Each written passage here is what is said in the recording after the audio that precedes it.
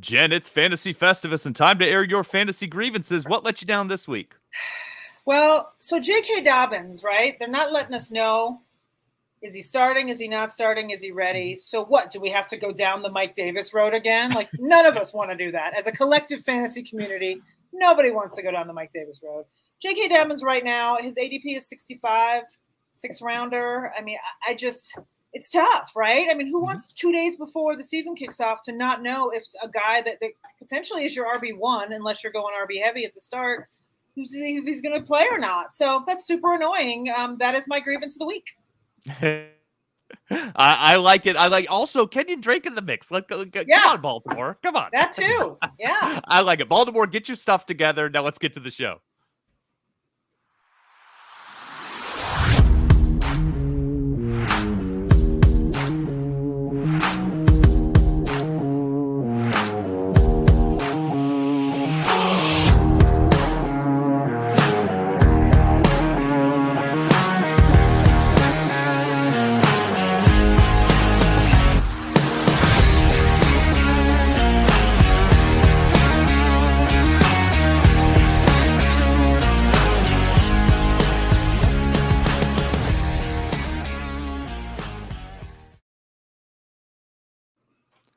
Welcome, everyone, to the most accurate podcast. I am one of your hosts, Brandon Niles. With me are my excellent co-hosts, Jen Eakins and Chris Allen. Chris, how you doing, buddy?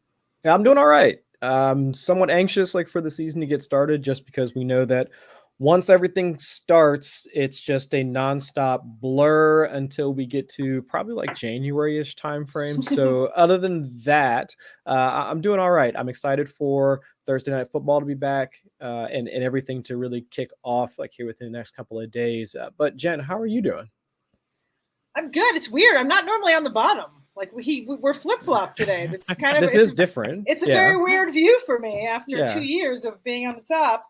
But no, I'm good. I am, like you said, I'm ready for actual action. I'm tired of talking about ADP and, spike weeks and blah, blah, blah. I want matchups. I want football. Mm-hmm. I'm great. My Georgia Bulldogs won 49-3 this past weekend. So off to a good start there. And, ready to roll. Let's talk some streaming. Brandon, I know you said you had a day. How are you? It's been a day. But the cool thing about having a bad day is I get to come here and chat with you two, which makes my day instantly better, right? Aww. And we have Steven here joining us, trying to get a defense and a kicker to stream for week one. That is why we are here. We are going to get to that. This episode kicks off our first weekly streaming episode. We'll emphasize hot pickups for the primary streaming positions. That's quarterback, tight end, kicker, and defense, or team defense, I should say. We'll break down the best options for you to seek out each week during the season. But before we get started on that, I want to ask you guys about some fast movers in streaming territory over at Underdog. I'm still doing some Best Ball Mania 3 contests right now, so I checked out our own Underdog ADP app at 4for4.com, and I saw a few players who are moving in either direction very fast right now to debate. So, Jen, I want to start with you. Raheem Mostert, he's moved up 14.6 spots in the last week on Underdog. He's available late in drafts. So, first off, are you drafting him in Best Ball Mania 3 where $10 million in prizes are being handed out? And number two, is he worth streaming consideration in redraft leagues? I am not drafting Raheem Mostert. As you know, and most of us know who've been following us this whole summer, I'm definitely on the Chase Edmonds train there. I think Mostert's fine. I don't trust him. And I know that the whole, injury prone, blah, blah, no one likes that term, but the dude just can't stay healthy. And I just don't, he's great. He's fast. He's fine when he's on the field, but he just can't be on the field very often. So I'm not really drafting him. I'm sure, his ADP is fine. And for stabs at people, that's totally fine. It's just not personally someone I'm drafting. As far as streaming goes, I would like to think that here we are week one, that you don't need to be streaming a running back that low as Raheem Mostert. So I would hope, I feel like there's better options out there. Teams RB2s that maybe will get a little bit more run than Mostert. So for me, it's no on both questions there. Okay, makes sense to me. Can we retire, by the way, the phrase fantasy analysts who think they can predict injuries? I've been seeing that a lot, and I just think it's dishonest, right? I think because it's okay to say I'm not worried about the player's injury history. That's okay. But don't pretend like people out there are saying they're going to predict injuries when they're concerned about a history of injuries. Like, can we retire that phrase? It I'm seems cool with dishonest that. and mean. Yeah, Yeah. I'm cool. Yeah. Okay, Chris, I want to talk about Kenny Golladay, right? Everybody's favorite guy to hate right now. He's your favorite guy to like this season. So I like Kenny Golladay. He's available now. Like when I was drafting him, he was like a 10th, 11th round pick, right? And now you can get him in the last round. Like nobody likes Kenny Golladay. He is still the wide receiver 1 on the depth chart, so he will get snaps at least. He's dropped a whopping 20.7 spots in the last week on Underdog. Available way late. Chris, same questions. Number 1, are you drafting him in Best Ball Mania 3 where the winner gets $2 million? And 2, is he worth streaming consideration in redraft leagues? For the best ball portion, I don't see why not taking a stab on Kenny Golladay at his reduced price isn't worth considering at this point. If you want to take a look at the fact that the way that they have his contract structured, he should at least be earning targets, at least be on the field. Let me take that back. Let's say he'll be getting snaps. I don't know about the targets portion because we'll see how much effort he puts into it, which is why everybody hates him at the moment. But if you look at the Giants depth chart, who else they supposed to be throwing targets to? But at the very least, I think having a guy like Kenny Golladay on the field schematically, tactically, is what you would need in order to allow for guys like Kadarius Toney, guys like Wan'Dale Robinson, guys like Saquon Barkley to be efficient as pass catchers, because we've almost seen that in other offenses. It's almost like how has CeeDee Lamb fared without a guy like Amari Cooper, that type of thing, where having somebody on the field in order to draw away primary coverages has been useful for the wide receiver too. So while Kenny Golladay, his prospects from a fantasy standpoint might not be the best, just because we don't know how that offense is going to look, and at his reduced price, I want to get in on that. And redraft, no. I have zero desire to draft somebody in that type of situation because I don't want to invest a ton into the Giants offense anyway.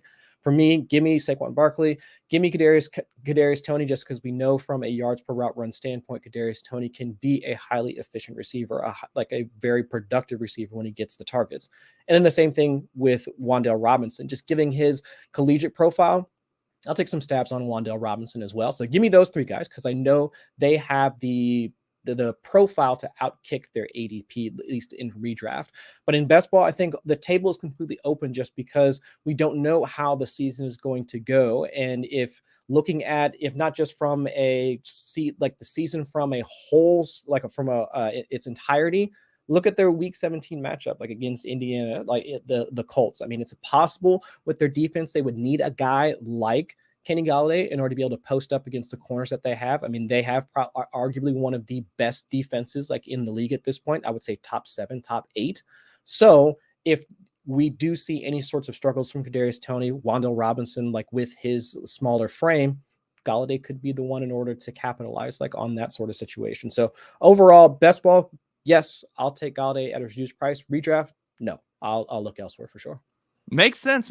Yeah, just dirt cheap right now. I'm picking him over guys like Sammy Watkins. It's not too hard for me to bank on that. But folks, if you want to get in on the best ball action and get in a few more Best Ball Mania 3 drafts before the season starts Thursday night, we have a promo where you can get a deposit match up to $100. That's 4 free Best Ball Mania 3 entries plus a free 4for4 Pro or DFS subscription. Check out 4for4.com/underdog for more details. All right, so our top quarterback streamer is going to be our sleeper streamer of the week. Chris, which quarterback is your number 1 sleeper streamer for week 1? Sleeper streamer for the week 1. So walking through this, I want to just give folks a quick overview of my process. I mean, I detail it in the very first article for streaming quarterbacks every season, but just to give a quick outline, it's everything from home away, or I try and look at the weather, but everybody knows that's part of my shtick. But also neutral pace, anything about the defense and how they might interact, or the opposing offense themselves, how they interact with the other offense. So just a number of metrics that I try and look at. But for this week, I looked at Ryan Tannehill. He is the guy that I think overall he does at least have some of the, the feel goods, like when it comes to qualitatively speaking, like if people see the name, they would probably want to click on him and start him versus some of the other guys, like whether it's Carson Wentz or Trevor Lawrence. I mean, all the other guys that we might have like really no problems drafting when it comes to best ball, but when the rubber meets the road and we have to put those guys in our starting lineups for managed leagues, it's just, I don't know if people have just this slight uncertainty when it comes to putting Trevor Lawrence like in their starting lineup. Some people might have that. So Ryan Tannehill, at least qualitatively, gives people at least some sense of security because we know that he has been efficient. We know that he has been a top 12 quarterback, but last season kind of leaves some like, or add some of that uncertainty like to his outlook for this season. But if you look at his splits with and without Derrick Henry just last season, all of that really contextualizes the downfall for Ryan Tannehill last year. Everything from EPA per rush, like for Ryan Tannehill, because we know he was a scrambler, all the way down to like his EPA per play. Like everything dropped like once Derrick Henry went down. Like when was that? Like the week 6, week 7-ish like time frame, if I'm remembering correctly. So for all of the good things that happened for the Titans last year, I mean, they were able to hang on to the number 1 seed in the AFC West. I mean, all of those good things. I mean, sacked my Joe Burrow like 9 times in the playoffs, still couldn't win, like all this other stuff. I mean, it didn't matter for that like from that standpoint, but overall, Ryan Tannehill was a good quarterback with Derrick Henry there. Now, our own Justin Edwards, he's noted in his offensive line rankings that the Bills essentially like rated their interior offensive line, and they do have some concerns there. But if Derrick Henry is on the field, they are able to create explosives like from through their running game. Ryan Tannehill can capitalize on that, can still be efficient as a passer. So for at least in week 1, I would say that Ryan Tannehill has the best bet to be like the top streaming quarterback like for you. Jen, I'm curious, just talking Titans and talking the quarterback situation, Harold Landry, their top pass rusher, arguably their top pass rusher, unfortunately tore something. He's out for the year already in practice last year. If the defense struggles, does that help Ryan Tannehill if it's more of a less of a neutral passing situation? Does it help him, or does that put too much on him and does he struggle more? I'm curious your take on Tannehill.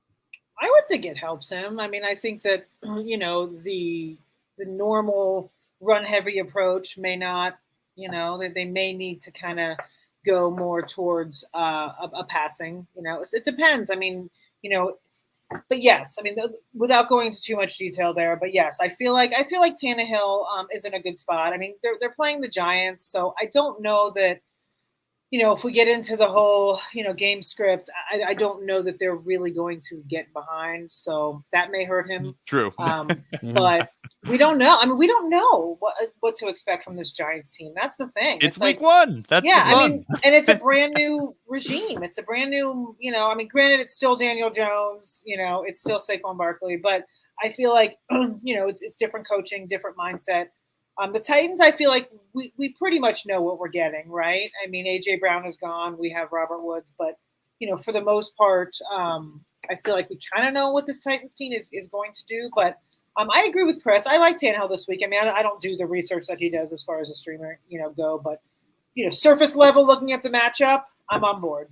I like it. Also, he adds a little bit of that Konami code, which has always made him an attractive streamer. Yeah, he's a secret rusher that people don't really realize that he actually does run. Absolutely. I like Quentin likes the idea of Tanny finishing quarterback 3 after week 1 against the Giants. I like that. Chris, any more quarterbacks that we should be targeting as streaming options if we can't get Ryan Tannehill? So the only other guy, and this is a lesser one, and I understand the look at those 2 players, those 2 names. Yeah. So Carson Wentz is probably the only other one that I feel some sense of security with, just because with Carson Wentz, we do know that there's some level of there's some mobility with Wentz, like if the pass rush does get home. And Jacksonville, that we know that they are trying to retool their defense. They wound up taking one of the best defensive players like in the draft since they were like first overall again. But I think the biggest thing for me is that like Washington's offensive line, not that bad this year. So if he does have the protection, he does have the playmakers around him from Terry McLaurin, Jahan Doxson, Curtis Samuel, assuming he's healthy. I mean, just the list goes on and on. So if you compare Carson Wentz's supporting cast from last season to this season, arguably, I would say that it's better, because if you think about like the star power up front, like going from the Colts like to the Commanders this year, with the Colts, it was Michael Pittman, it was T.Y. Hilton, it was Paris Campbell for however many games that he was active, Mo Ali Cox, and Naheem Hines. So it's like great up at the top, but then it falls off a cliff really quickly. But now for the Commanders, he's got Terry McLaurin, he's got Jahan Dotson, Curtis Samuel, Logan Thomas, J.D. McKissick. So I would say, again, arguably the supporting cast is greater with the Commanders than he had with the Colts last year. So if the supporting cast is better, the offensive line is better, because if we look at the offensive line for the Colts last year, number of injuries across the front, like for them too. So it's possible against the Jaguars defense in week 1 with Carson Wentz also having some mobility that he could be at least a decent streaming option for you. But I understand people's hesitancy to want to start Carson Wentz. Sure. It's hard. It's hard to get on that. We're gonna get to that when I talk about the defenses I might stream. But yeah, what about that other name that I've come to know you to mention during streaming discussions? Yeah, so this one's just more about, because you guys were just talking about it, the loss of Harold Landry, like for Tennessee, is a big factor in this one. And I am very much of the mindset that in week 1, when we don't know, this is going to be the big reveal for Brian Daboll coming over, and they're trying to essentially Billsify like this Giants offense. And at least if we know that Kenny Golladay is going to be part of the offense and in some way, shape, or form, but the other key pieces we like, so from Kadarius Toney to Wan'Dale Robinson, like to Saquon Barkley to whomever, we know that those pieces are there and we like those pieces. And then Daniel Jones, like when the pressure does get to him, he does have that ability to scramble, and we've seen that in the past. So all of those things, it's almost the same thing with Carson Wentz, but just on a lesser scale. We like the pieces, we like the fact that they can move out of the pocket if they need to and create yards on their own as a rusher. And then, of course, like if things do get really bad and they fall behind, they wind up having to pass quite a bit more in order to keep up with the opposing team. So if I like Ryan Tannehill, and we do think that the Tennessee Titans are going to score, I think they have a 24.5 implied team total, and they're playing at home. So if we do know that it can create a negative game script like for the Giants, it would force Daniel Jones' hand a bit more. So all of those things, supporting cast, Daniel Jones' mobility, the fact that he might be in a negative game script, having to pass more, at least from a deeper play or deeper option, Daniel Jones isn't the worst option for you, like in week 1. He's not a stranger to top 15 finishes like during the week. Like, it's been a little bit, but that's why I'm saying it's more of a deeper option. I understand why people wouldn't want to go that way. No, I get it. Thank you so much. Chris gives us 3 nice quarterbacks to target, especially Ryan Tannehill, who's available in most of the leagues. So, Jen, you don't write the tight end article anymore, but I still associate tight ends with you because you've always talked about tight ends for the years that I've read your stuff. So which tight end streamers are you targeting for week 1? Yeah, it was weird taking kind of a trip down memory lane to do this when I was preparing. I was like, oh, I have to do tight ends again. It's tough, right? We're in week 1. There's not a ton to go on, right? We have last year's numbers, which I know a lot of people are anti-using, but it's really all we have as far as just comparing, So the first guy I have a tight end wide is Gerald Everett, who is someone that I think has been undervalued this entire offseason. He's in a very good offense, one that uses the tight end. So I'm not really sure why people are not, So he's got a 23% rostership right now on Yahoo. They're playing Vegas. It's a division game. Las Vegas last season was 22nd in schedule-adjusted fantasy points allowed to the tight end. They gave 11.1 per game. So I think Everett's in a great spot if you need him. Like I said, I think that they're, for some reason, I don't know if he's just boring. I mean, last year he had, in Seattle, he had some issues. Remember he had that one game where he like single-handedly caused every turnover in the game? Yeah, he had a fumble and a bobbed pass pick. Somehow single-handedly did every single turnover Point in the game. shaving. But yeah. So, but I think he's in LA, which is still weird to say for the Chargers, but here we are. But yeah, so that game is actually at home. Against the Raiders. So I think, if you punted tight end or if you purposely didn't pick one up and decided to grab one, I think Everett's a guy. Second guy is Evan Ingram. Similar, super boring. No one wants to like him. No one wants to draft him. But, he's in Jacksonville now. They're on the road in Washington, which, Chris just talked about that game. He's got, a 26% Yahoo rostership. Washington was actually pretty decent last season against tight end. I think they ranked 11 or 14th, in schedule adjusted fantasy points allowed. They allowed 9.7. So that's still, if you get 9.7 out of your tight end, you're fine. It's not, horrendous. So I think he's someone that people can look to. I hope for, especially with my best ball shares of Evan Ingram, but, I hope that him and Trevor Lawrence can kind of create a good and maybe a fresh start in a new team outside of the Giants where he's kind of been stuck there for all those years in those bad Giants teams. So maybe a fresh start in Jacksonville will do him good, and maybe he'll have a good week one start. Third guy on the list is our good buddy. He's not a buddy at all, but we like him. Friend of 444 in our own minds, Mo Alley-Cox. He's only at a 9% Yahoo rostership, which I'm surprised. I mean, I get it. He's not necessarily a tight end one, coming out of the gate, but as we all know, after that top tier, it's all a crapshoot anyway. I mean, Mo Alley-Cox can end up being a top 10 tight end this season, and no one would really be that surprised because it is ugly. But he's got a great matchup this weekend against Houston. Houston was 27th last year against tight ends. They gave up a whopping 12.9 half PPR points a game to them. So if you're desperate there, you need, I think Mo Alley-Cox is someone that will, most likely be on your roster. He is on 91%. Not your roster. On your waiver wire, because he is on 91% of Yahoo waiver wires right now as we speak. So he's my third guy that I think if you, like I said, if you purposely didn't draft a tight end or you drafted someone that you're not really psyched about their matchup week one, any one of those three I think should be serviceable. I hope Everett does what I thought he'd do last year. I love the offense that he's a part of. I gotta ask Chris, is tight end streaming in week one less gross because we don't know how bad the tight end situation is yet? We're still full of that offseason hope. Yeah, I think that's exactly it, because with quarterbacks, it's different because we already know, at least qualitatively, we know the team's outlook. Like if I mention Carson Wentz, everybody thinks like, well, because Wentz was terrible last year, the Commanders are a terrible organization that's just going to be terrible. But for tight ends, there's just so much uncertainty surrounding what their workload is going to be, whatever. It's almost like the offseason hype just carries into the regular season. There's really no transition. There's still hope.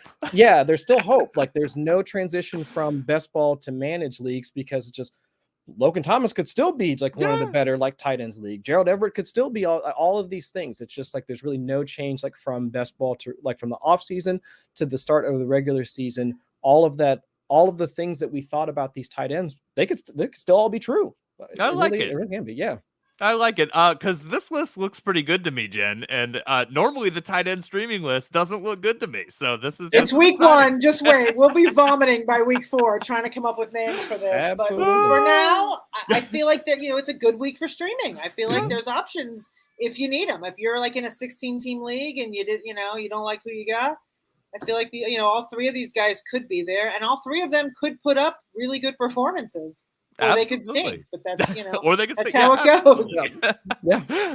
All right, let's shift to kickers. Let's stick with you, Jen, because you're also the person I think of when I think of kickers. So what streaming options do you have for kickers this week? This looks similar but different, right? Not the same optimism, but similar in the fact that there's some really good kicking streaming options this week. I see your boy on there. Some weeks I sit down to write this article and I'm like, oh God, like it's the bottom of the barrel. Cause my process, as Chris talked about his process, I look for specific things. I look for high team implied totals. I look for home games. I look for teams that are favored. So sometimes I'll get out that list and I'm like, oh, I'm at the bottom where it's just, there's nothing good. And all the good kickers that are, that are drafted are at the top and there's just kind of nothing there. But this week, there's actually a lot of really good matchups. I mean, my first guy and the best streamer of the week is Dustin Hopkins. I don't know why. I don't know if people have some sort of PTSD or think that he's still in Washington or I don't know what, but no, the fact that he's only, that he's even qualifies as a streamer is kind of silly. I mean, the Chargers are going to be good. They're going to scare a lot of points this season. I don't know why people aren't drafting him. So anyway, this week specifically, like I said, they're playing Vegas at home. Their team implied total is 28, which is the second highest team implied total on the week. They are favored by 4 points. So I feel like Hopkins is a no-brainer. I mean, I drafted him in one of my leagues, and I will be plugging him in this week. But yeah, so I mean, he was 38% as of this morning. It may go up past the 40% threshold by the time drafts are done. But for now, he's considered a streamer, and I like him this week a lot. Second guy this week is Rodrigo Blankenship, my fellow Georgia Bulldog alum. Woo. He is healthy. He missed last season or part of last season with a hip issue. They actually made him fight for his job this season in training camp, and he won. He beat out Jake Verity, so he has the job fair and square. He's, I love Rodrigo. He is money. He is always, now he wasn't healthy last year, so he wasn't fantastic, but he's healthy. He's good to go. They're on the road, which is usually something I don't love in a kicker, but they're playing Houston.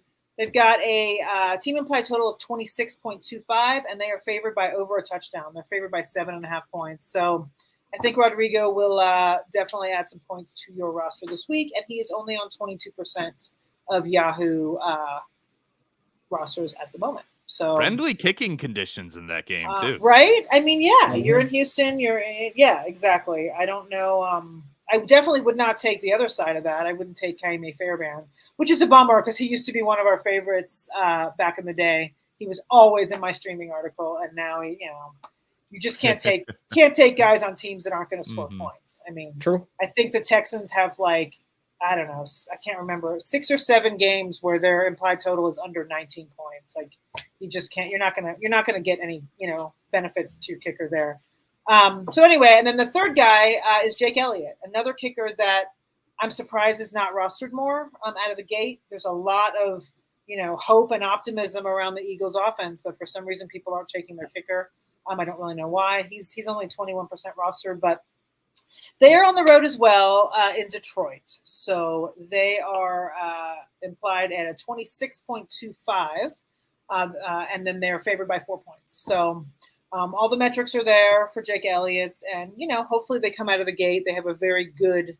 I mean, they're playing the Lions, which we all want the Lions to do well. We say that every week on this pod. We like the Lions, but I think this game, Jake Elliott will add some quality points to your roster if you want to go ahead and stream him. And I know, listen, a lot of people, there's a question down there, is there such a thing as a week 1 kicker stream? There is, because a lot of people didn't draft a kicker, and now they have to drop someone from their bench to get one before kickoff. So that's my situation. Yeah. Oh, yeah. See, I don't do that because I can't it's stressful. And everyone, I know a lot of analysts tout that as what you should do. I don't do it because now you're in a position where you obviously drafted these guys because you want them, and now you got to get rid of them before they even play. I often take a depth chart battle guy, right? Like I'll take somebody who slipped because we don't know. And then you drop them and they blow up in week 1, and then you're pissed because you had them. And but by this time, normally, because I'm usually drafting the week before, right? So by this time, my hope is that the depth chart battle is a little bit more clear, and then I can pick somebody else. That's always the idea there, but it doesn't always work out. But no, I get it. I get the concept 100% as to why people do it. But for me, it's like you come into a draft and you draft these guys for a reason, and then you have to drop them before they even take a snap. I don't like it. Yeah. See, I come into a season knowing I've got Jen Aikens' kicker streaming. Right. Bingo. So I just trust that all year. That's how I do. I'm with you. And I think that, like I said, this week's a really good streaming week because I'm sure there will be weeks that I will be cringing when I write the article and I hate who I'm putting up there and I don't feel confident. But I feel like all 3 of these guys are going to be just fine. And there's more. I mean, we limited it to just 3, but my article has 6 guys in it, and I actually could have gone more. I actually cut a couple off the list. I mean, there's a lot of really good matchups this week for kickers. And Hopkins seems like someone you might just keep. Like I said, I drafted him in a redraft. I mean, I do stream kickers, but I did draft Hopkins in a league, and I usually hang on until there's a really bad matchup, and then maybe I'll swap it out. But I think that, like I said when we were talking about Everett, I feel like the Chargers are going to score points every week. So why not have pieces of it when you can? And kicker and tight end are the easiest way and cheapest way to get pieces of that, specifically that Chargers offense. Yeah, I like it. Let's shift to defense. That's probably my prime streaming position. I do stream kicker, but I really stream defense. I do too. Yes. So our own Nick Bodiford at Nick Bodiford NFL on Twitter has the Browns listed as his #1 streaming option on defense this week. I'm going to get your take take, Chris, on what you think of that, and then I'm going to tell you why I disagree with it. But go ahead. Why would you automatically disagree before I even think? Well, I do. No, not you. I disagree with Nick's assessment as the top streaming. Gotcha. I was about to say, like, I hadn't even said anything We'll yet. see. I will say you and I have been on the opposite ends of things a lot this year, which means really bad things for my fantasy teams. It's probably just bad for my fantasy teams. But no, they're still starting off like one of the better defensive fronts. I mean, headline like by Myles Garrett. And like while the Panthers have tried to retool like along their offensive line, there is that chance that with their, let's say, they know who Baker Mayfield is. They know what makes Baker Mayfield tick, and they know how to knock him off of his spot. And Baker is one of those quarterbacks that if you do get him out of rhythm, you do get him out, like you knock him off of his spot, he winds up throwing possibly creating a turnover. So I think from that sense, it's definitely possible like for them to be like one of the top streamers of the week. So I'm with that. I guess I understand like why he would make that pick, just given the way that their defense is structured and with how, I guess, the level of uncertainty that we have with the Panthers offense, like coming into week 1. I think it makes sense. Yeah, I everything you said makes perfect sense, right? Cleveland's really good on defense. Myles Garrett, 16 sacks. They were tied for 9th in the league with 43 sacks last year. They get a good secondary. I get it. I'm just gonna say angry Baker. Baker Mayfield. He wants to destroy this team, and I think he's gonna do it. Ben McAdoo, their new offensive coordinator. We can talk about whether or not he's a good coach or not, or whether or not what his stuff works, but his specific type of coaching, like I said, we can debate it, right? We can debate whether or not he's worth considering as a good coach, but his specific brand of offense fits Baker Mayfield really well. Short drops. You get the ball out fast. It should negate some of the Browns' pass rushing, and that's going to make their linebackers, which is the weakness of the Cleveland Browns defense, it's going to make their linebackers have to cover those slot receivers, those big slot receivers that they have. Giants were 3rd fewest and 12th fewest in sacks allowed during the 2 years that Ben McAdoo coached there because he gets the ball out fast. That's what he does. So I like that. I very much like Baker Mayfield to come in and destroy. It's not super analytical, and it's probably right to follow the Browns, but I'm going to stay away. I'd rather do the Bengals versus the Steelers, personally. I like the Steelers, but your Bengals, Chris, have a fearsome pass rush, right, led by Trey Hendrickson and Sam Hubbard. Oh, Jen, did you have something to say? I'm sorry. I just have a question. You threw out the angry Baker Mayfield. I'm just curious, is that the thing? Have we seen that before? You know what I mean? Like there's certain like angry Tom Brady is a thing. Angry Aaron Rodgers is a thing. We've seen it. Like, is angry Baker Mayfield a thing? Like, have we seen? No? Well, he hasn't really been angry. Because I don't remember. So this is the first. You're choosing whether. So he's been a mild. He's been like Clark Kent up until now, right? And now he's angry, right? So he's not Superman, right? He's not Superman, but he might be a little bit like Superman 3, like where he's just kind of a jerk.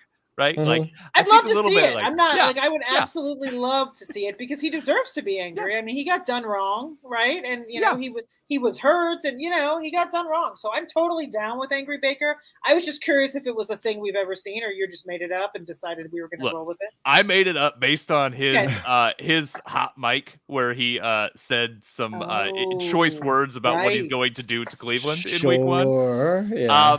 Also, Christian McCaffrey, DJ Moore, like they got a good team. They made 3 upgrades on the offensive line. I'm seeing lots of defense discussions in the chat here, by the way, which is awesome. I love Miami in week 1. Miami is rostered in most leagues, so that's why I didn't include them, but they would definitely be on this list. Mm-hmm. Back to the Bengals, Pittsburgh might have the worst offensive line in football. When I'm looking at defense streamers, the top thing I look at are matchup, how good is the offense you're up against, and then number 2, how good is your pass rush? Because if you can get after the quarterback, you can create turnovers and you can limit the scoring opportunities of the opposing team, and which is very simple, right? But those are the key elements to a good defense. If you can create turnovers, get pressure on the quarterback, you're more likely to put up better fantasy points as a team defense.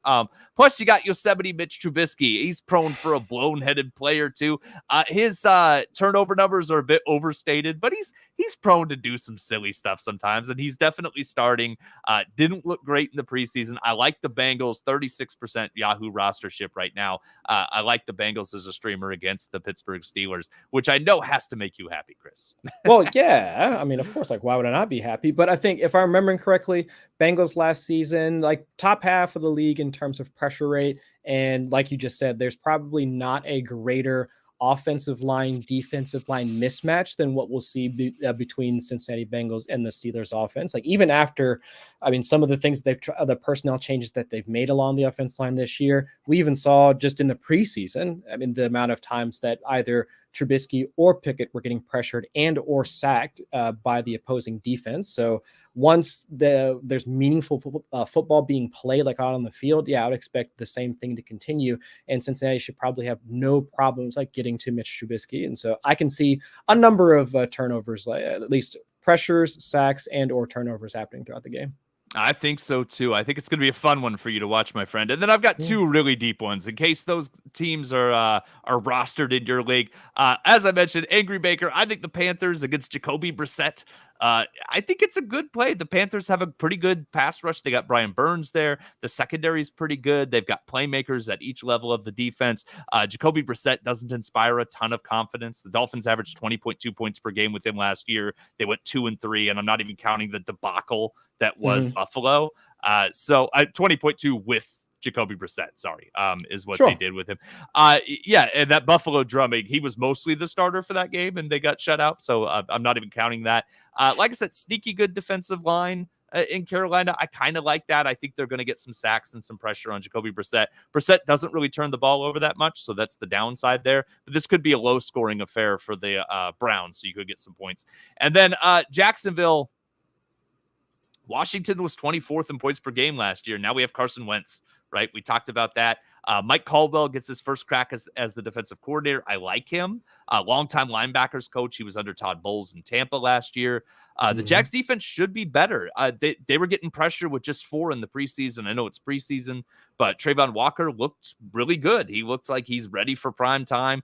Josh Allen is a beast on the other side. They've got some beef up front, and they made some huge upgrades at linebacker with Devin Lloyd in the first round and Foye Aluakon in free agency they brought in. I butchered that name and I apologize. But yeah, comes over from Atlanta. He's going to get his opportunity to shine in that Jacksonville defense. I don't think they're going to be a good defense, but I think Washington's going to struggle, which goes a little against what you were saying earlier, Chris, and I'm sorry for that. If you're desperate, I think Jacksonville is going to get multiple sacks and a fumble against Carson Wentz. Entirely possible, because we know how erratic Carson Wentz can be like once the pressure does get to him. So no, I don't think that's too terrible. I don't think it's unreasonable at all. Yeah. So that's all I've got for these. We've got another mention about the best D after 7 weeks. Green Bay. I agree. Green Bay is going to be really sharp. They're also rostered in most leagues, so also why we didn't pick them up here. Thank you so much to everyone who joined us in the chat, and thank you to Jen, and thank you to Chris. It's always a pleasure. Don't forget to subscribe to this podcast. You can follow us on Twitter at The Monday Mommy, at Chris Allen FFWX, and at 2 Guys Brandon. Thanks so much for checking us out, and have a good day.